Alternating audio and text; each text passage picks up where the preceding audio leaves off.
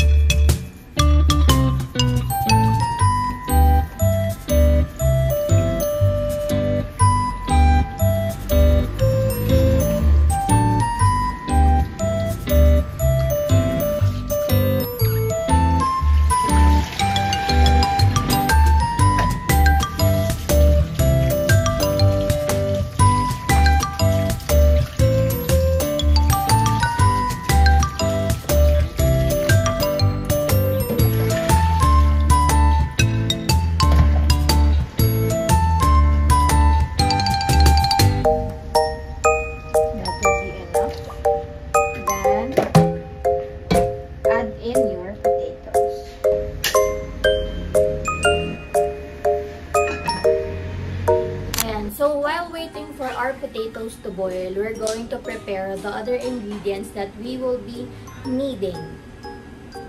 Akala mo naman talaga marunong. Here I have my bowl and 2 eggs and also flour. And also, kailangan nyo rin pala ng salt sa ating mixture. Actually, maaga-aga pa. Mga nasa 9 or 10 a.m.ish pa ng umaga. But you know, para lang ma-lessen yung time ng preparation, I have to do this thing early. After ko magawa yung mixture, I have to shape it and I have to boil it pa. So, it takes time. And para yung gagawin na lang later is yung sauce. Now the potatoes are done, ibababad ko muna siya sa tubig para mamaya mabilis na lang siyang balatan. Now na malamig na yung mga patatas natin and pwedeng-pwede na siyang hawakan and pwede na rin natin siyang balatan. Isi-sift naman natin siya dito sa ating strainer para walang mga buo-buo na patatas kapag nilagyan na natin ng flour and egg and everything, you know. So, ito na ngayon yung mga patatas na binalatan natin kanina. It took me a while kasi nakalimutan kong i-score yung mga potatoes bago ko siya i-boil. But you have to do that first para madali nyo siyang mabalatan and, you know, ma-remove na agad yung kanyang balat while nabuboil siya. So, yun. Fail number 1. But, yeah. Ngayon naman, ang gagawin natin is squeeze natin yung mga potatoes natin para lumabas siya underneath and maging smooth yung giging texture niya.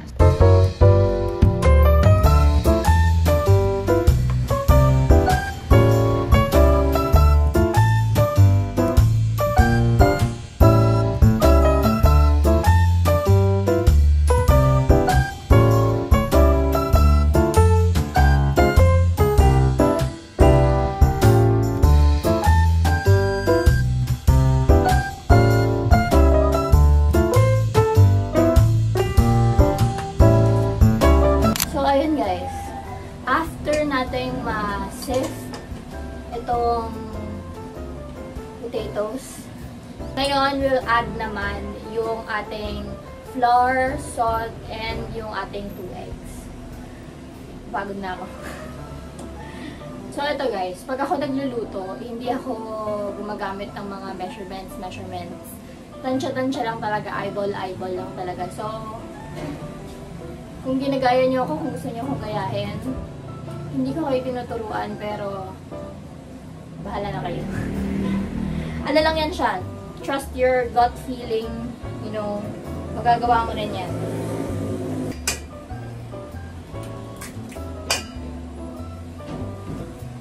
Then our flour.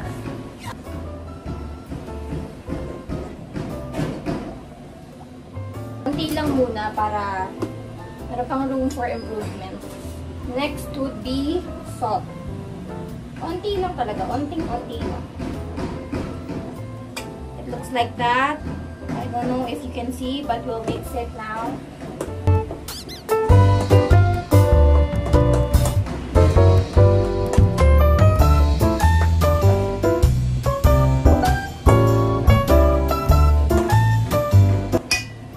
And then, pag nagkulang pa yung flour, mag-add lang kayo.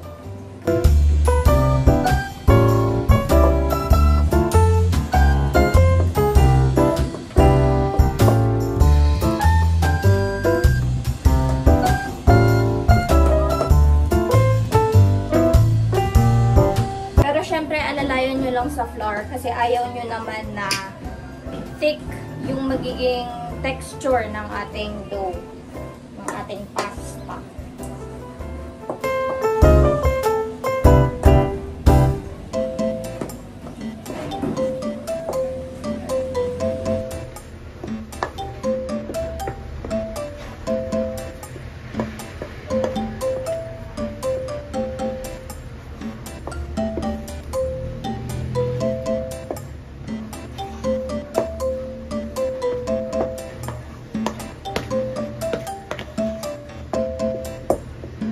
So, ayun guys.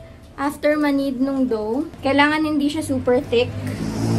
And dapat shaggy lang yung dough natin. Pero, mukhang papunta na to dun sa thick kasi, I don't know, marami ata yung nilagay kong flour. But, it works naman. And here are some of my gnocchi tests. And, as you can see, it worked. So, ito naman ngayon yung next step natin gagawin, di ba?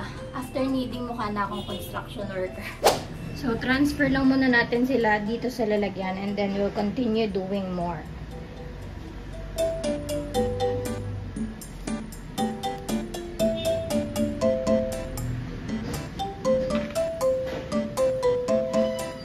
So, ayan.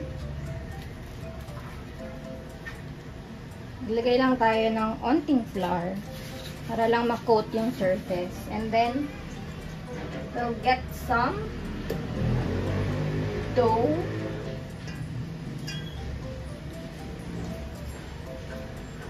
And then, little by little, si-shape natin sila. So, kayo na bahala sa shape. Nakadepende na yung shape at sizes. Kasi may nakikita kong iba't ibang shapes. Yung iba, ginagawa lang nilang mga bilog-bilog. Yung iba, square. But, I'm trying this method. And we're using the fork to give that groove.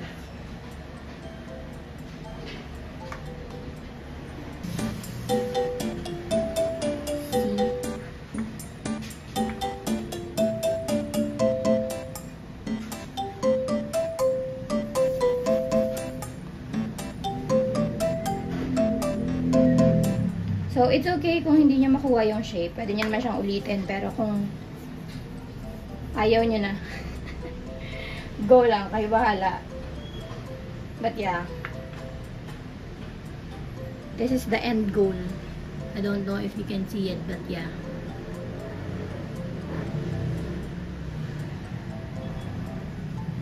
So, ayun. Mukhang marami-rami yung nagawa kong dough. And mukhang aabutin ako dito ng hindi ko alam. Basta matagal. Pero, yeah, this is what I will be doing for the next couple of hours. So, yeah. I'll be right back once I finished a decent amount of pasta. And then, I will see you guys when it's time to boil these little ones. So, yeah, I'll see you later.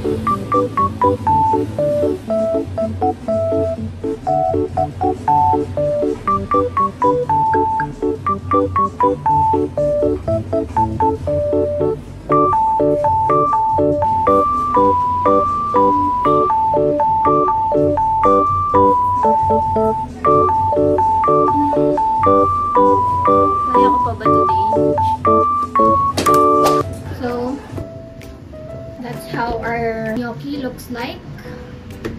And hindi ko na alam, inabot na ako ng hapon, but yeah, that's all of the dough.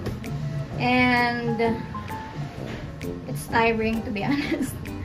But the good side about making a lot of dough is pwede nyo siyang i-freeze.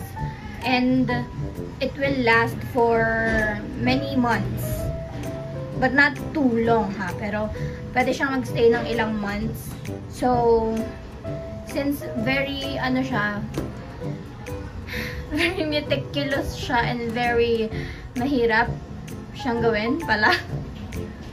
Mahirap yung preparation, but mas maganda siyang gawin per batch. Mas maganda na yung mas marami kang magawa kesa yung paunti-unti kasi nakakapagod talaga.